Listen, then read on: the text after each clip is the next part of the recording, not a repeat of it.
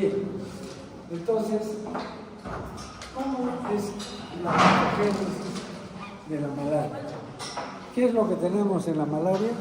Tenemos anemia y fiebre.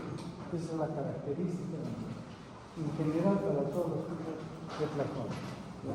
Y entonces, ¿cómo es que se explica la anemia? La anemia se explica por la reproducción del parásito.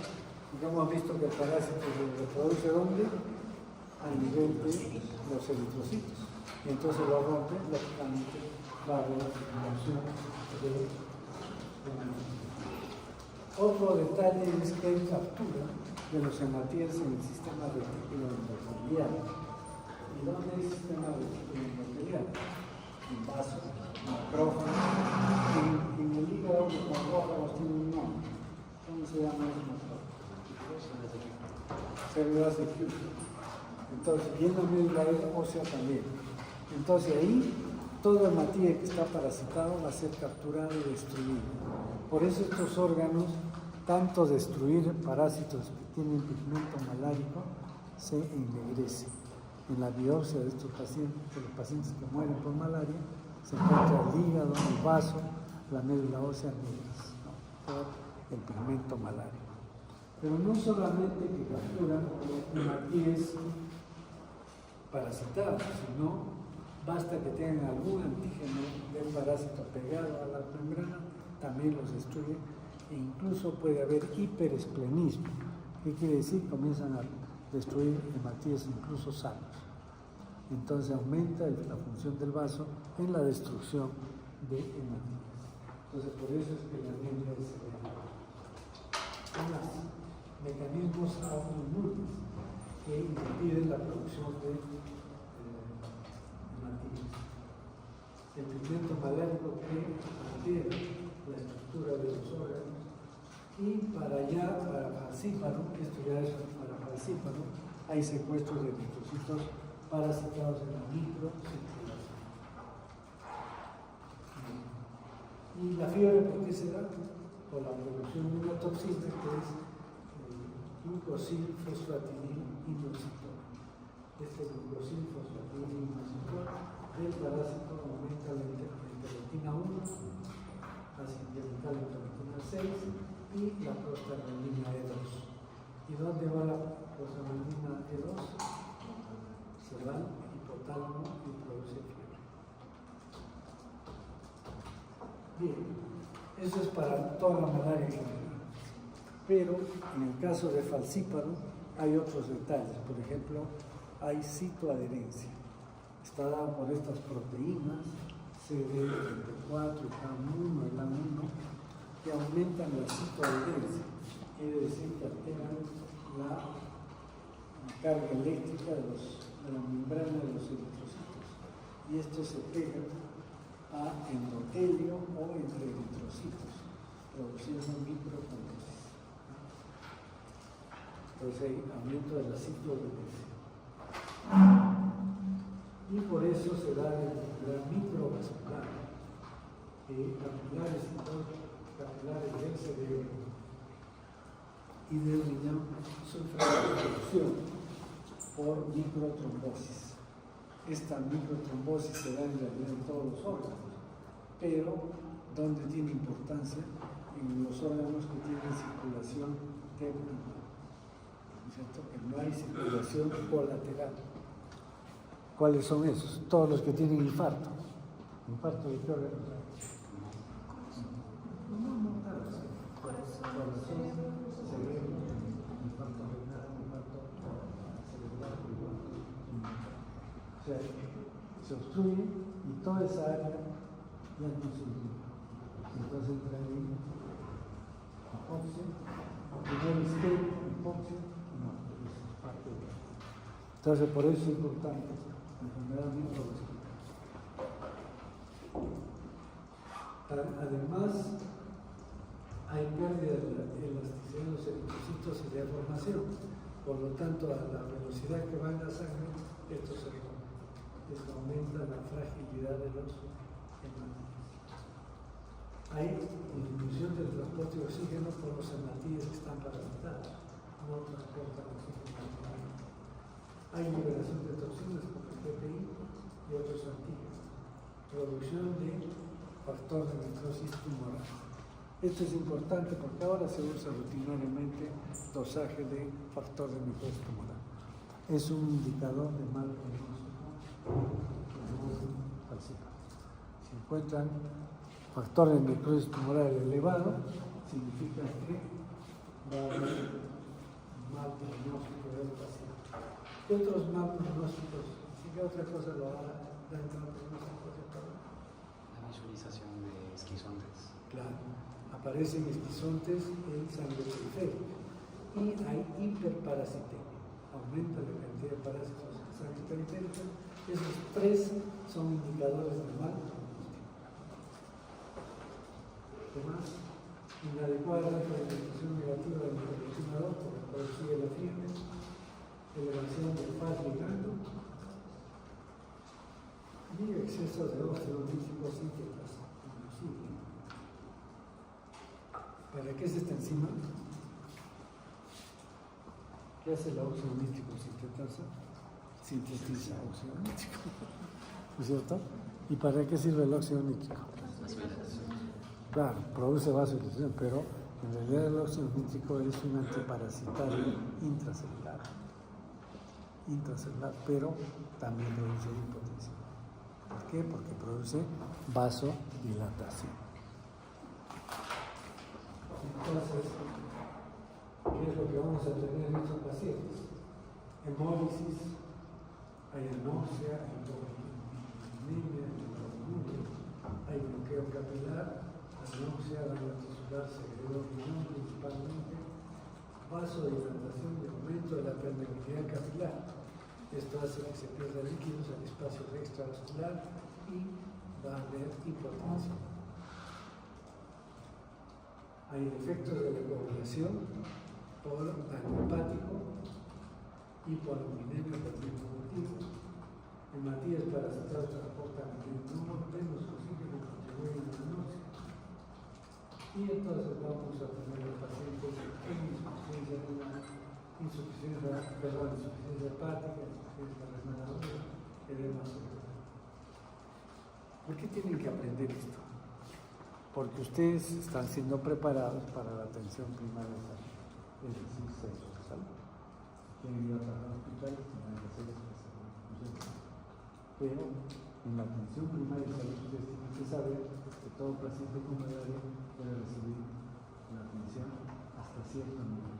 Si ustedes saben que es falciparum, inmediatamente tienen que derivar a ese paciente a un centro hospitalario, donde haya cuidados intensivos, donde haya más especialistas. Porque imagínense manejar insuficiencia renal, insuficiencia hepática, edema cerebral en un centro de salud con muchísimas damas. Entonces ustedes están capacitados para poder atender a un paciente con malaria siempre y cuando sea vivax y no se complique. Si es falciparum, así no esté complicado, están seguros que es falciparum, derívenlo a un centro hospitalario de mayor nivel. ¿Sí? Eso es lo que tienen que aprender ustedes. Bien. Y entonces, ¿qué va a haber en la patología de la malaria por falciparum? Anemia, ictericia, hemorragias, incluso hemorragias digestivas, vasodilatación, hipotensión, hemoglobinuria, anorexia, hipoglucemia, encefalopatía. O sea que es un cuadro complejo, no es de manejo periférico. Bueno, eso es lo que tenemos aquí. Esta es una célula, un hepatocito bien lleno de megacitos, esquizogonia hepática. Y estos son los vasos bloqueados, miren. O sea, lo que les digo no es cuento, está acá en evidenciado. Estos son cerebros y vean los vasos totalmente bloqueados por los parásitos, por los hematíes alterados. Bien, es necesario hacer diferenciación entonces vivax, falciparum, malaria si es necesario, ¿no es cierto? Porque de eso va a depender qué es lo que ustedes están capacitados para hacer. Entonces, las 9 vivax tienen un periodo de incubación de 9 a 15 días, 12 días. Falciparum más o menos. pero malaria 30, 40, más o menos. Esto es importante para saber en la anamnesis dónde ha estado hace 30 días, hace cuánto tiempo está en zona malarígena, para saber si el cuadro corresponde o no a malaria. Si por ejemplo dice, ya ha estado pero hace tiempo, no puede tener un cuadro, debe ser otra cosa.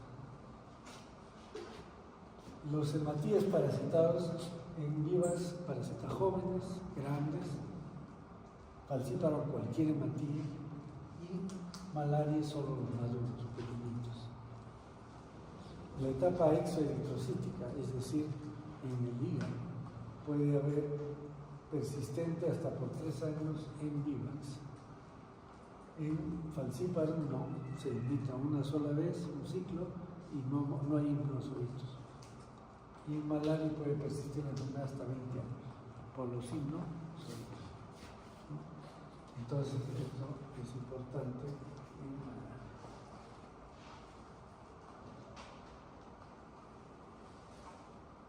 Luego tenemos los síntomas. La clínica común de la malaria es el estatus palúdico, la crisis palúdica. Y la crisis palúdica comprende fundamentalmente estos 3 síntomas. Primero es escalofrío. El paciente comienza a sentir mucho frío, empieza a tener contracciones musculares, a temblor, y eso hace subir la temperatura. ¿Cuánto duran los escalofríos? 20 minutos más o menos. Y de ahí viene la fiebre, por encima de 40 grados. Y esto va a hacer que el paciente tenga esta fiebre muy alta durante 6 a 8 horas. Y de ahí viene una sudoración profusa. El paciente suda, moja la cama, moja la ropa, y con eso cae la fiebre. Cae la fiebre y ya no se presenta esto hasta 48 o 72 horas según el tipo de plasma. Al inicio de la enfermedad puede ser que presente fiebre todos los días, pero después poco a poco se instala ya el ritmo y estas 48 horas. Además, ¿qué podemos ver? Cefalea, mialgias, artralgias, náuseas. Y en los signos, hepatomegalia, anemias de la palidez y esplenomegalia.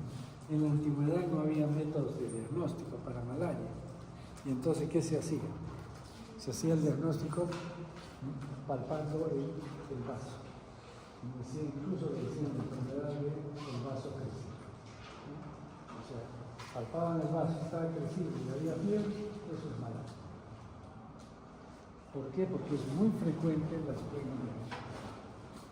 Hay ictericia y aromatitis. Este es un paciente en crisis palúdica.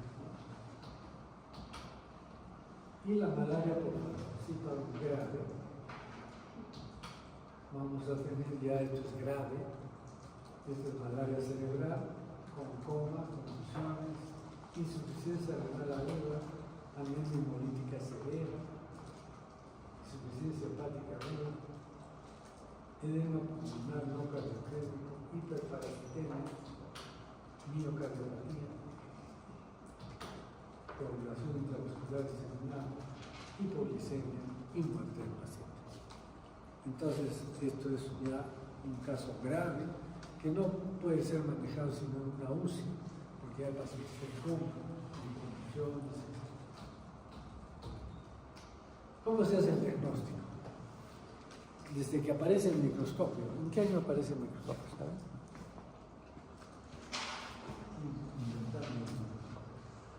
En 1880. Y entonces, a ver, pues, ¿quién inventó el microscopio?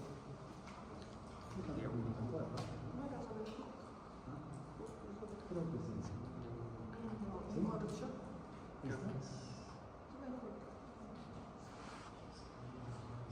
¿Sí? ¿Ya sé? 16. Pero sería un microscopio muy simple. Pero en 1800 ya empiezan la observación adecuada de los hematíes, y entonces encuentran ya el parásito en 1880. Ya hacen diagnóstico de hematíes parasitados. Y entonces, esto hace que se pueda hacer esta técnica, frotis y gota gruesa. Esto viene desde 1880 hasta la fecha. O sea, imagínense, es una técnica de laboratorio que debe ser buenaza para que persista 200 años y se sigue usando. Es barata, es fácil de hacer y ustedes en requisitos solo se necesitan para poder usar. Entonces esta técnica se usa, que es el frotis y gota gruesa. Frotis ustedes ya lo saben. Entonces una gotita de sangre se hace con otra lámina, se estira para que los hematíes se separen y se puedan ver individualmente cada uno. Y ahí se buscan los parásitos. Se colorea con yemas y con eso sirve para eso.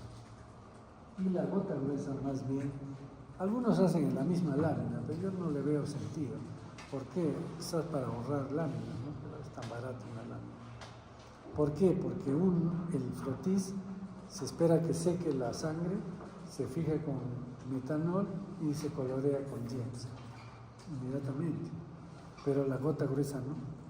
La gota gruesa se ponen 2 o 3 gotas de sangre, con la aguja se mueve hasta sacar la fibrina, que es como un hilito que sale, y se deja ese manchón de sangre. Al día siguiente, si yo voy a colorear eso, no voy a ver nada, porque es un manchón. Entonces tengo que romper los hematíes. ¿Qué le he hecho? Agua destilada. Y el agua destilada va a producir hemólisis y se rompen todos los hematíes y se quedan los parásitos pegados todos en un mismo sitio. Entonces un método de concentración permite ver el parásito. Pero hay que tener experiencia, pero ahí hay muchos parásitos.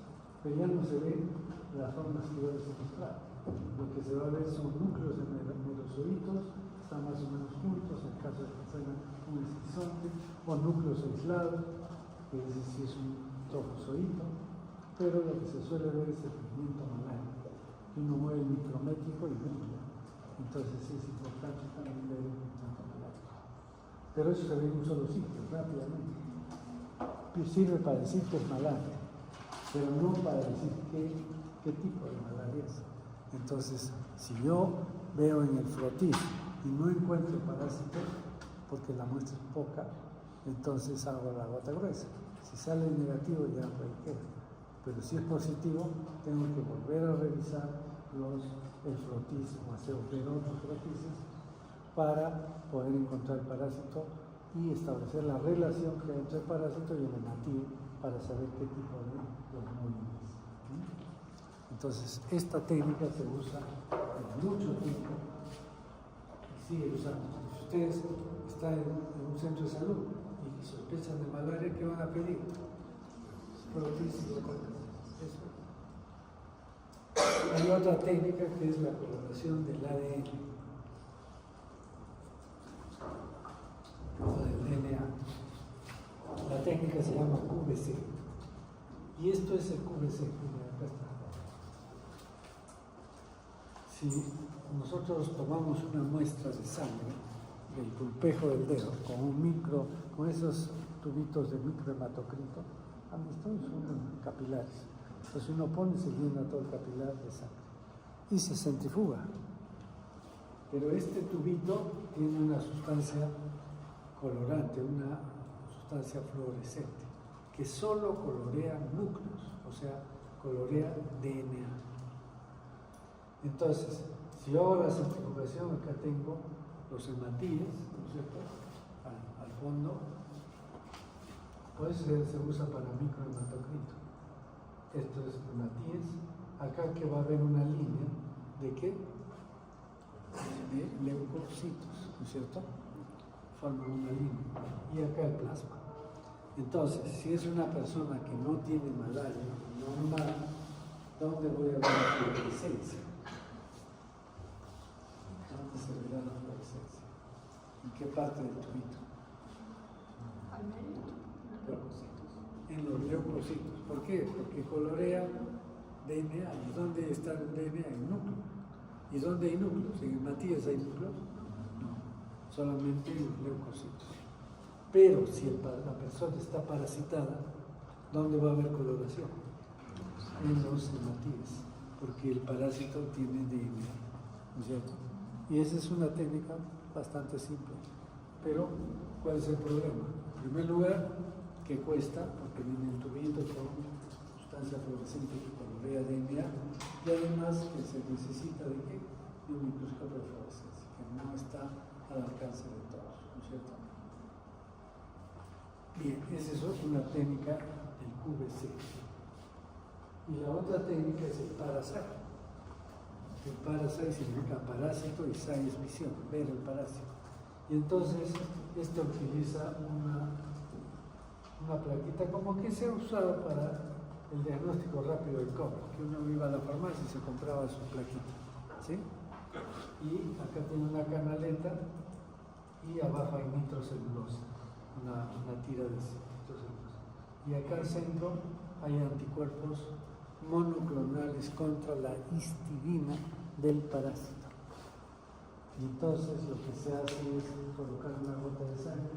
Esta gota de sangre se espera que se absorba por la platita de la cinta que está ahí abajo. Y si colorea esa línea, aparece un color, es que hay anticuerpo, o sea, hay histidina del parásito. Y por eso sale la reacción positiva, antígeno anticuerpo. Si el paciente no tiene malaria, acá no aparece nada. Se ve así. Es una técnica fácil de hacer, es de campo, no requiere microscopio, nada, pero cuesta cada prueba alrededor de 30 a 40 dólares. Entonces esto limita un poco su uso. Y el PCR es una técnica muy buena, pero ¿qué problemas tiene? Que es cara, que requiere un equipo sofisticado, que requiere entrenamiento para que aplique esto, entonces no es de uso común. Y el ELISA, o sea, para detectar anticuerpos, ¿servirá para la zona anímica? No sirve. ¿Por qué? Porque la mayor parte de las personas ya tienen serología desde que nacen. Pero sí sirve para un paciente que está en un país donde no hay nada y que ha ido a la zona endémica y regresa y entonces le hacen serología, sale positivo, quiere decir que sí. Porque en su zona no hay nada. ¿Me entienden? Bien, la epidemiología de la malaria. Miren, es tan importante la malaria que la mitad de la población mundial está expuesta a la mitad de la población. O sea que es un problema de salud pública mundial, pero de la gente pobre, porque afecta a los países tropicales de África, América y Asia. Especialmente la maligna, o sea, falcíparo, causa 400 millones de casos y entre ellos 1 a 3 millones de muertes por año. O sea, más muertes que el mismo COVID, ¿no? Pero es que el COVID afectaba a todos, ¿no? A ricos, a pobres, entonces sí causa conmoción social. Esto no, es la gente pobre que se muere en África y ahí se muere y a nadie le interesa, ¿no? Entonces, esa es la realidad de la medicina. Y entonces, eso es lo que pasa. Alrededor de 1.000 millones de personas están expuestas a riesgo de malaria durante la gestación. O sea que pueden adquirir la malaria durante la gestación. Y si eso sucede, van a transmitir al feto. En el momento del parto puede pasar hematíes parasitados al feto y producir malaria congénita. Se ve esto en algunos casos. La prevalencia de plasmodium vivax y falciparum es similar en Sudamérica, sudeste asiático y Oceanía. ¿Qué significa? Que vivax está alrededor 70-80% y falciparum 20%. Que es diferente de África. En África la proporción es inversa, 70% de falciparum, 20% de vivax. Más falciparum.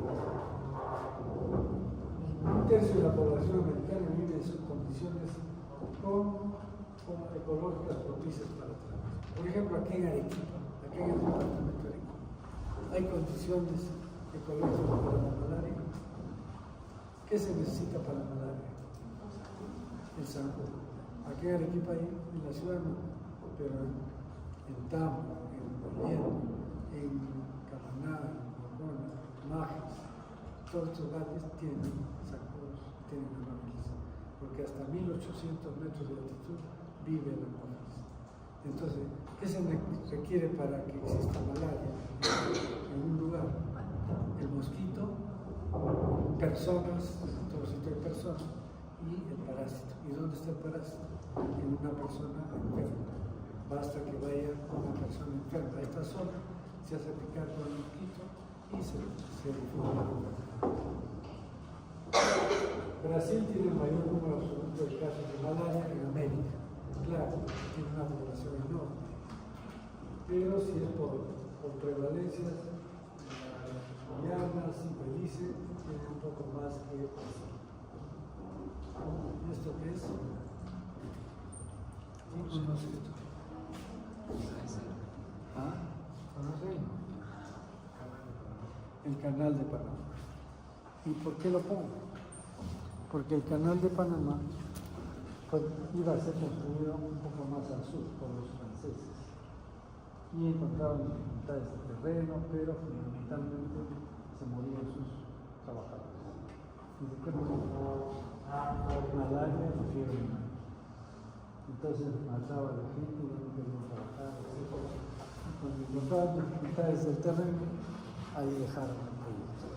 Entonces, muchos años después, Estados Unidos toma este proyecto, ya aparecen profilaxis para malaria, vacuna para la fiebre amarilla, entonces ya se protegían, pero aún así ha muerto mucha gente en la construcción de este canal. ¿Y a quién pertenece este canal? ¿Saben? Pertenecía a Estados Unidos, porque ellos lo construyeron. Y entonces, hasta que en los años 90, me parece, resulta que escolares de secundaria, de quinto secundaria, van para conocer el canal, piden permiso porque estaba controlado por los marinos de Estados Unidos. Y entonces entran al canal a conocer, y los chicos pues son comienzan a tener roces con los militares. Y después uno de los chicos agarra, se sube a un pedestal, saca la bandera de Estados Unidos y la pisotea. ¿Y qué hacen los soldados? Que disparan y matan a los chicos de 15 años. Entonces toda la población se levanta, tienen apoyo de toda Centroamérica, después de todo el mundo, y finalmente creo que ha sido Nixon que dice ya que el canal se queda para España y se retira de Estados Unidos. Entonces ahora es gerenciado por Panamá.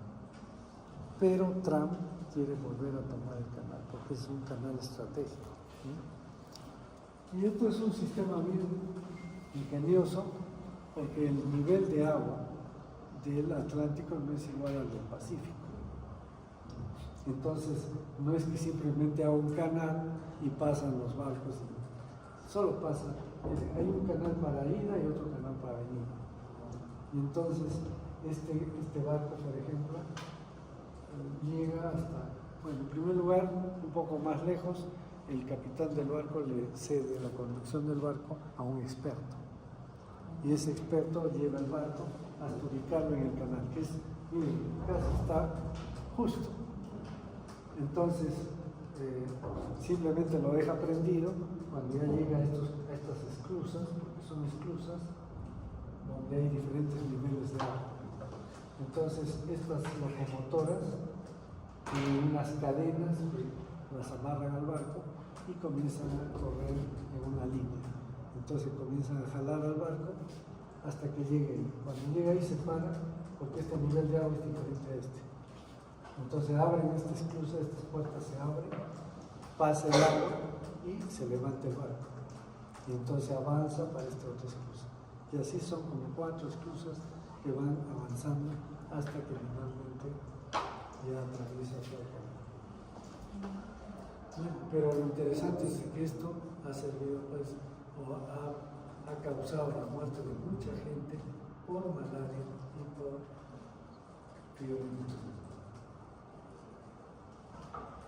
¿Quién causa la fiebre amarilla?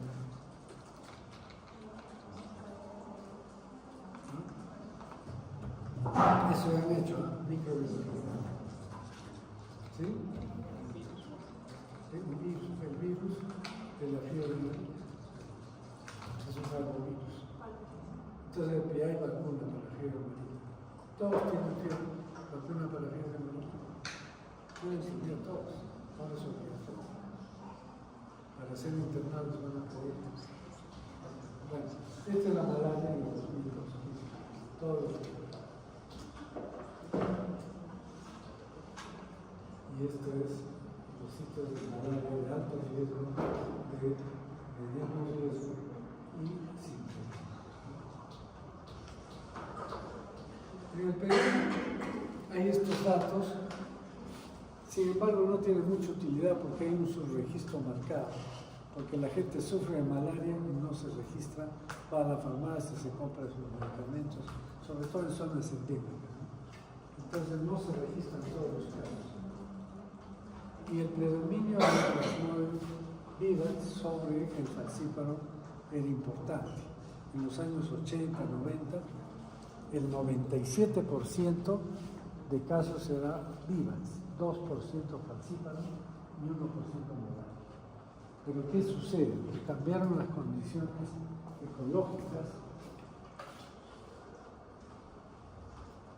Como ven acá, exploración de petróleo, colonización, crecimiento demográfico de la Amazonía, fenómeno del niño.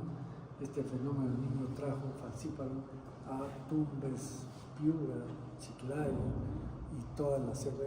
En la selva hay un río que se llama Putumayo, y el Putumayo divide la zona malarígena con falcíparo para el norte y sin falcíparo para el sur. Sin embargo, esto se ha roto debido sobre todo al narcotráfico y a la guerra del CENEPA. El narcotráfico, ¿qué hace? Avionetas circulan rápidamente de un sitio a otro, Colombia sobre todo, que tiene falcíparo, y entonces llevan personas enfermas, llevan mosquitos en las avionetas, regresan, y entonces ha aparecido un aumento de falcíparo. Ha llegado a tenerse 80% de malaria, 18% de falcíparo, 1% de malaria. O sea, vivax, la mayor parte, un incremento notable de falcíparo, y el malaria se ha mantenido más o menos igual. Entonces, esto pues debido a estos problemas ecológicos y sociales. ¿Y esto qué es? El cultivo de arroz es el sitio más adecuado para el desarrollo de los mosquitos. ¿Qué dice acá? Que a partir de las 5 de la tarde hay peligro de enfermedad con malaria. ¿Por qué? Porque el mosquito es vespertino y nocturno. Pica en el atardecer y en la noche. En el día no hay, se pierden los estómagos. Y esta es malaria con vivax. Así es todo el Perú. Y esto, miren, las zonas de alto riesgo para adquirir malaria es la selva, por supuesto, mediano riesgo, todo lo que es Puerto Maldonado, las cejas de selva, de acá incluso Chiclayo, Piura y Tumbes tienen falcíparo, y es de alto riesgo. Y los demás son zonas de poco riesgo, mediano riesgo, pero en realidad todos los departamentos, excepto Juárez, Arequipa, Moquegua. Pero tenemos las condiciones para que en cualquier momento pueda venir. Entonces, ¿cómo evitamos tener malaria? ¿Las vacunas están en desarrollo? Sí. Hasta en el año 2000, más o menos, en el inicio de este siglo, Patarroyo es un investigador colombiano que trabajaba con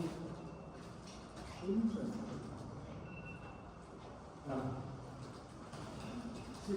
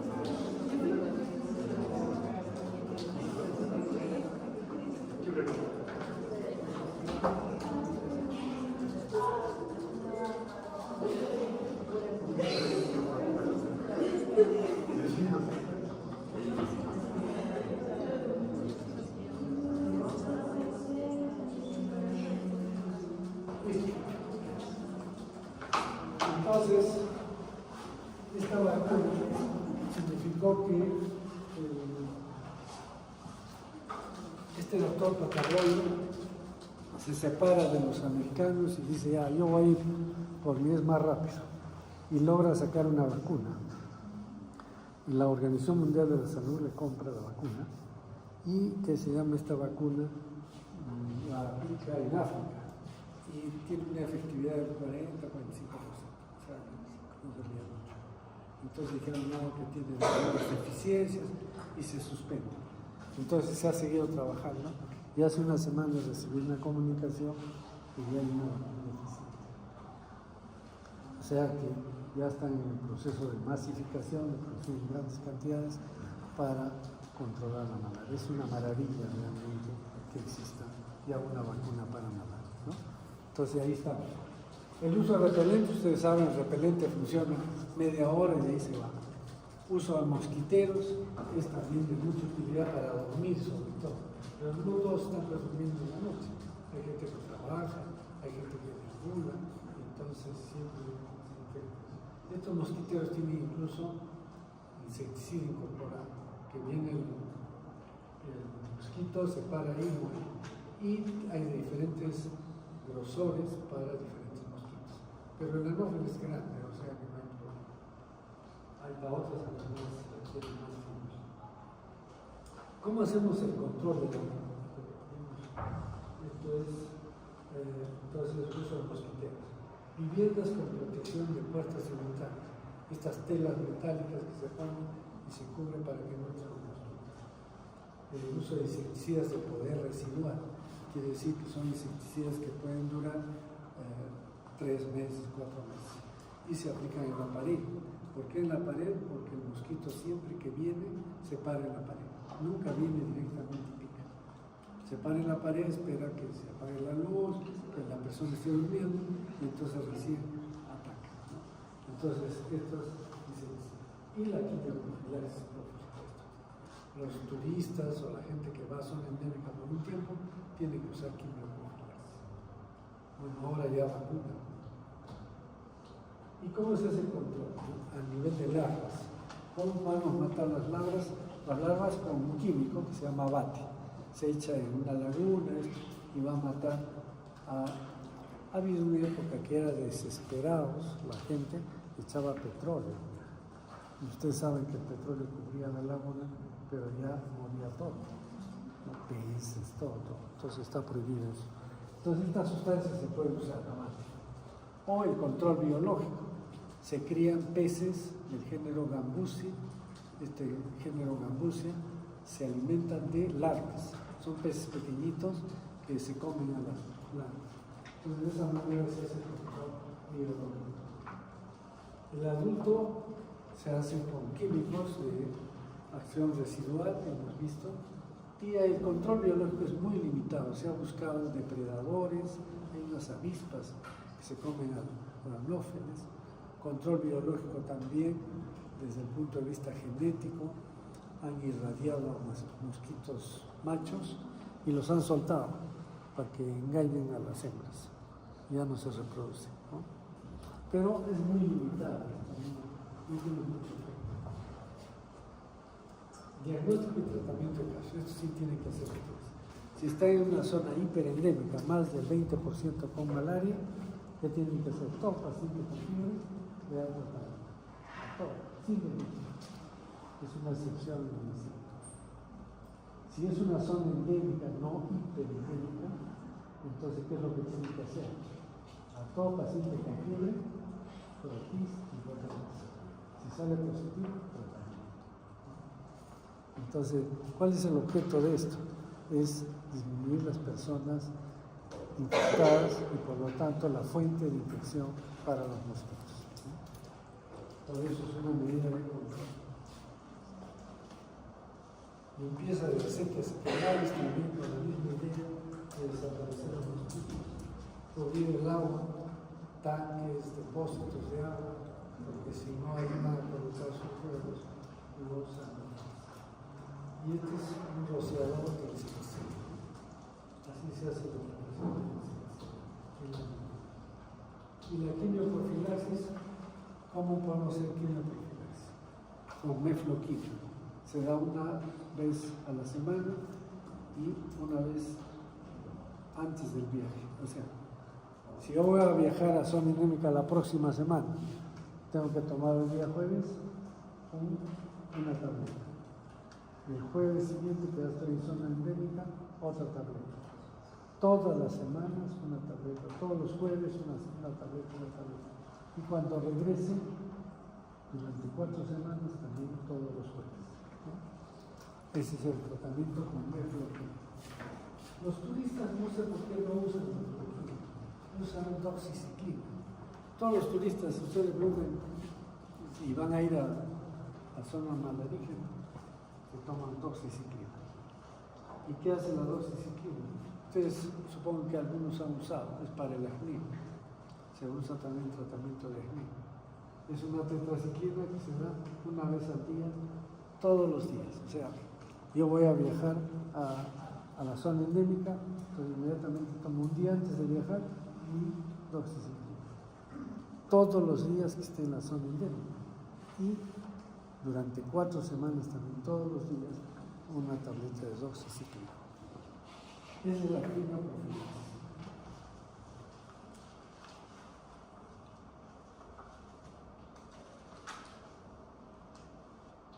Entonces, cuando yo a la quimioprofilaxis durante todo el viaje, hasta 4 semanas se puede dejar el área endémica.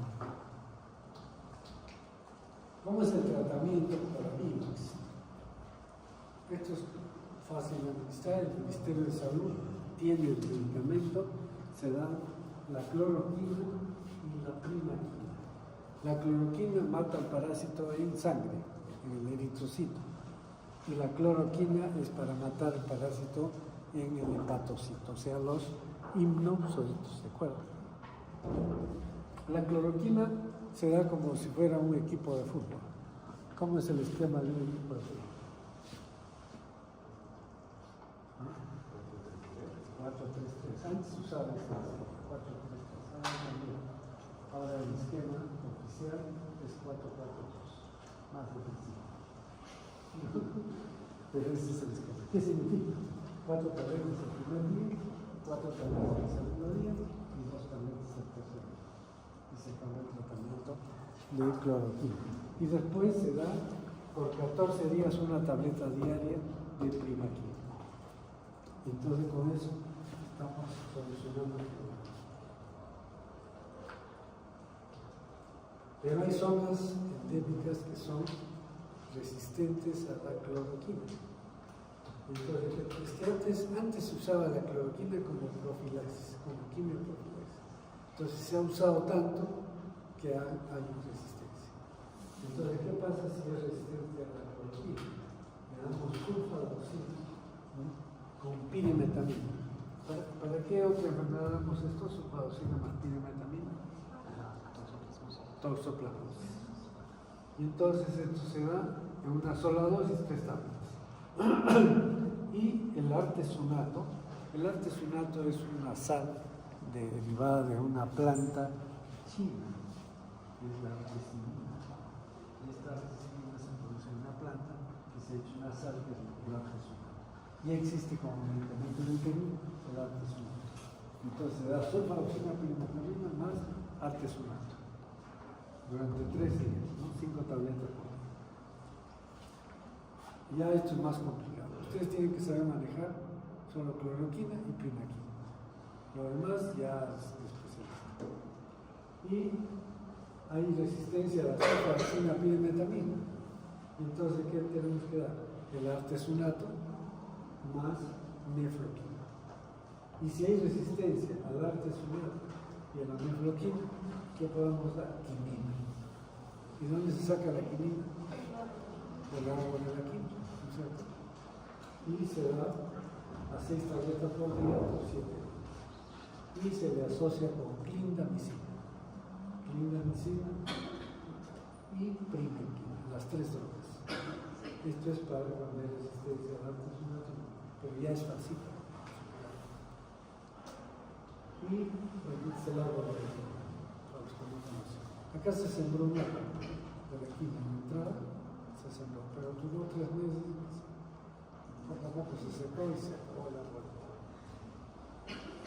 Bien, y si es resistente, es falsita, y es resistente a falsita, ¿no? Y es grave y complicada, ya no puede recibir quinina por vía oral. Se tiene que dar un ciclo de hidrato de quinina por vía intravenosa asociada con clina visible, vía intravenosa también, y esto se suspende apenas tiene ya la vía oral. Si el paciente mejora, se puede cambiar a vía oral, ¿no? Por 7 días. Y eso es malaria. ¿Alguna pregunta? ¿No hay preguntas?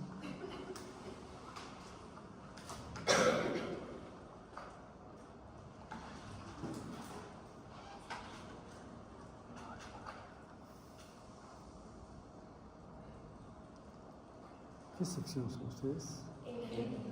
¿No?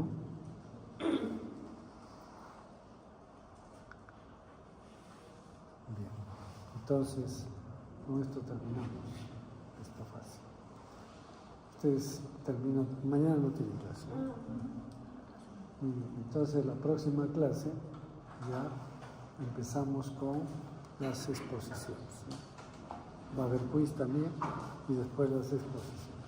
Traten de revisar todos el tema y el artículo, ¿no? Son de este tipo de estas clases que hemos hecho ahora, ¿no? Supongo que ya están trabajando en eso. Bien, entonces nos vemos la próxima.